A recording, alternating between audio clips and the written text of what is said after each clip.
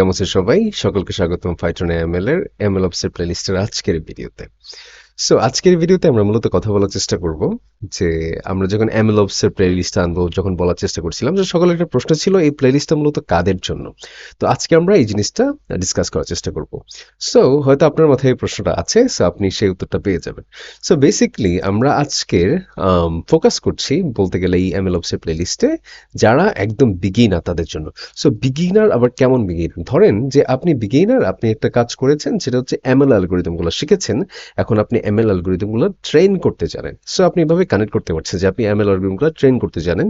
সেখানে হয়তো আপনি লিনিয়ার রিগ্রেশন শিখেছেন বা এরকম সাপোর্ট ভেক্টর মেশিন বা এরকম যে অ্যালগরিদম আসলে লাগে ইউজ কেসের উপর ভিত্তি করে সেগুলো আপনি শিখেছেন। ট্রেন করার পরে আপনি যেটা হয় যে আপনি এটা নিজেকে প্রশ্ন করেন যে আপনি হয়তো এরপরের কাজটা কি, রাইট? আপনি রিসার্চে করলে সেটা হয়তো সেখানে আপনার অন্য লেভেলে যেতে হবে, বাট কথা হচ্ছে যে নর্মালি আপনি যখন সফটওয়্যার ইন্ডাস্ট্রির পার্সপেক্টিভ থেকে চিন্তা করেন তখন ট্রেন করার পরে আপনার কাজটা কি আসলে? আপনি একটা প্রজেক্ট করতে চাচ্ছেন, অ্যালগোরিদম ট্রেন করে আপনি বসে আছেন, এরপরে কি আপনি সেটা জানেন না। আমরা এই প্লেলিস্টে এইটা অ্যাড্রেস করার চেষ্টা করব। অর্থাৎ আমরা আপনাদের শেখাবো কিভাবে আপনি এমএল অ্যালগোরিদম গুলা ট্রেন করার পরে কিভাবে সেটাকে প্রোডাকশনে নিতে হয়, রাইট?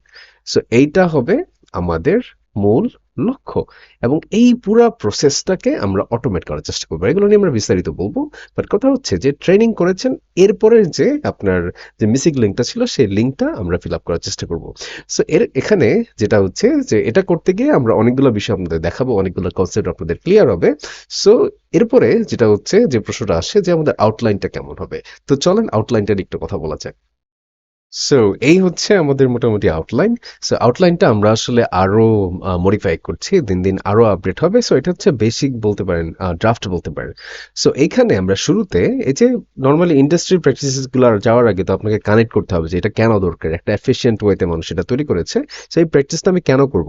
এটার জন্য আপনাকে নর্মালি যে ট্র্যাডিশনাল মেশিন লার্নিং ওয়ার্কফ্লো নিয়ে কথা বলা হবে। এখানে ট্র্যাডিশনাল ওয়ার্কফ্লোর যে প্রবলেম সেটাও আসলে অ্যাড্রেস করার চেষ্টা করা হবে। আরেকটা ব্যাপার হচ্ছে যে আমরা হয়তো পিকল ফাইল জেনারেট করবো। পিকল ফাইল বেসিক্যালি কি, এটা আমরা একটা ভিডিওর মাধ্যমে আপনাদের জানাবো যে কিভাবে মডেলটা সেভ রাখা যায় পরবর্তী ইনফারেন্সিং এর জন্য। আমরা স্ট্রিমলিট নামে একটা লাইব্রেরি আছে যেটা ইজিলি ফ্রন্ট এন্ড নিয়ে কাজ করা যায়, তো সেটা নিয়ে আমরা একটা প্রজেক্ট করার চেষ্টা করব। তারপর হয়তো আমরা হাগিং ফেসে আমরা হচ্ছে ডেপ্লয়মেন্ট করার চেষ্টা করব। এটা হচ্ছে ট্র্যাডিশনাল ওয়ে। তারপর আমরা আস্তে আস্তে আস্তে আস্তে এমএলঅপস এর দিকে যাব, যেখানে আমরা কিছু সেট অফ প্র্যাকটিসেস ইউজ করব।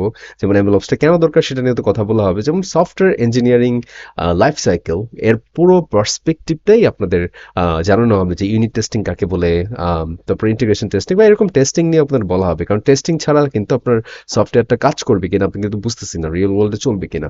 এরপরে ভার্সন কন্ট্রোলিং দেখানো হবে, গিটহাব নিয়ে বিস্তারিত আলোচনা করা হবে।